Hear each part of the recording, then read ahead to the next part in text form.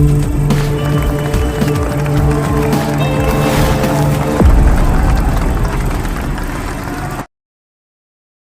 Friends, the knights of the star and ఫ్రాన్స్లోని virgin secret pentagram గురించి అయితే ఈ మిస్టరీ తెలుసుకుందాం. సో వీడియోని ఎవరైతే కొత్తవారు చూస్తున్నారో ఇంట్రెస్టింగ్ స్టోరీస్ కోసం మన ఛానల్ తప్పకుండా సబ్స్క్రైబ్ చేసుకోండి.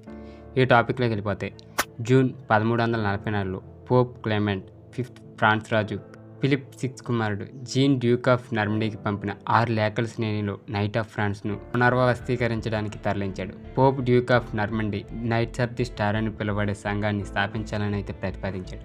ఇక వారికి అసాధారణమైన అధికారులను మంజూరు చేస్తానని ప్రమాణం కూడా చేశాడు. ఇక పోప్ యొక్క లేఖ తేదీ నుండి 10 సంవత్సరాలలోపు నార్మండీ డ్యూక్ చేత ఎంపిక చేయబడిన ఏ నైట్స్ అయినా వారి అన్ని పాపాలను విమోచనం చేయడానికి అర్హత అయితే పొందారు. ఇది సాధారణంగా హోలీ సీ సభ్యులకు మాత్రమే కేటాయించబడుతుంది. ఇక నార్మండీ డ్యూక్ తన తండ్రి ఫిలిప్ సిక్స్ చనిపోయే వరకు వేచి ఉన్నాడు. ఆ తర్వాత 1350లో ఫ్రాన్స్ రాజు జూన్ 2గా పట్టాభిషిక్తులయ్యాడు. ఇక ఫ్రెంచ్లోని జీన్ 2 అతను తన కదలికలను చేశాడు. పోప్ ప్రతిపాదనను సద్వినియోగం చేసుకోవడానికి అయితే ప్రయత్నించాడు. ఇక ఇక్కడ పిక్చర్ కనిపిస్తుంది కదా, ఇది 14వ శతాబ్దానికి చెందిన క్యాండ్రెస్ క్రానిక్స్ డి ఫ్రాన్సెస్ నుండి నైట్ ఆఫ్ ది స్టార్ యొక్క క్రమాన్ని స్థాపించారు. సో ఇది అక్కడ ఉన్న సింబల్ అయితే. సో ఇది రేడియక్ పాంత్ following the knights of the star. అసలు ఏంటో తెలుసుకుందాం.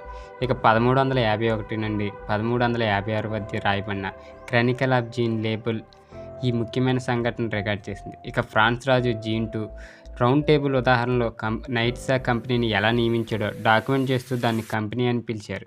సో నక్షత్రం కనుక ఇది జనవరి 16, 1351న సెయింట్ ఓవెన్లో రాయల్టీ ఆర్డర్ ఆఫ్ ది స్టార్గా స్థాపించబడింది. ఇక 5 కోణాలు అయితే ఉన్నాయి. దీన్నే పెంటాగ్రామ్ నక్షత్రం అంటారు. హెరాల్డిక్ చిహ్నం జూన్ 2 తర్వాత దీన్ని జిన్లే బాన్ అంటే జాన్ ది గుడ్ అని అయితే పిలుస్తారు. అతని వ్యక్తిగత కోట్ ఆఫ్ ఆర్మ్స్ కోసం ఎంచుకున్నాడు. ఇక ఆర్డర్ ఆఫ్ ది స్టార్ యొక్క శాసనాలపై మనం మరొక నిలువుగా ప్రతిబంధించే 5 కోణాల నక్షత్రం నేపథ్యానికి వ్యతిరేకంగా 5 కోణాల రేడియంటిక్ నక్షత్రాన్ని అయితే చూస్తాం. ఇక రాజు యొక్క వ్యక్తిగత నినాదంలో అతని చిహ్నమైన మెంటస్ట్రాంగ్ రెబిచి స్టాస్ట్రా విఎం లేదా నక్షత్ర పురుషులు అనుసరించాల్సిన మార్గాన్ని అయితే చూపుతుంది. ఈ నినాదం బెత్లెహేమ్ యొక్క నక్షత్రం.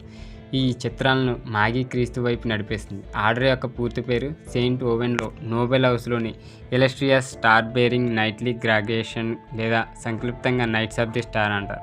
ఇక సమకాలీన గాథలు అయితే క్రానికల్ ఆఫ్ ద ఫస్ట్ 4 ఫోలియస్ సుమారు 1380లో కంపోజ్ చేయబడింది. ఈ కొత్త ఆర్డర్పై నైట్స్ టెంప్లర్తో పోలిస్తే ఎక్కువ సారూప్యత కలిగి ఉందని స్పష్టం చేయబడింది.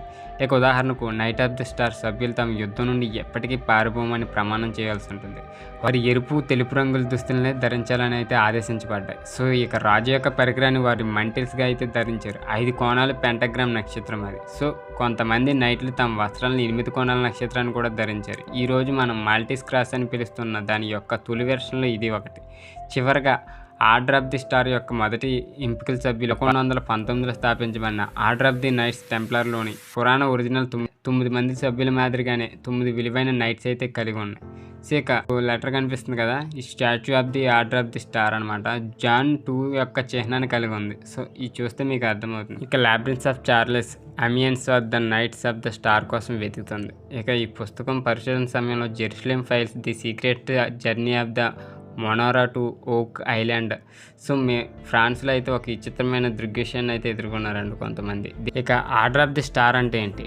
ఆర్డర్ ఆఫ్ ది స్టార్ అంటే ఫ్రాన్స్లో ఆడ్రిడల్ ఎల్ టోయిలా అని పిలుస్తారు. దీన్ని 1351లో ఫ్రాన్స్ రాజు జీన్ 2 అంటే జాన్ 2 అయితే స్థాపించారు. ఇది నైట్స్ ఆఫ్ ది స్టార్ అని కూడా పిలువబడే ప్రతిష్టాత్మకమైన శైవ క్రమం. కిరీటం పట్ల గౌరవం, ఇక పరాక్రమం, విధేయత, రాజ్యం యొక్క సంరక్షకులుగా ఆర్డర్లోని చాలామంది సభ్యులు తమను తాము క్రైస్తవ విశ్వాస యొక్క రక్షణలుగా అయితే భావించారు. ఇక దేవుడు రాజు పేరట తమ విధులను అయితే చేపట్టారు.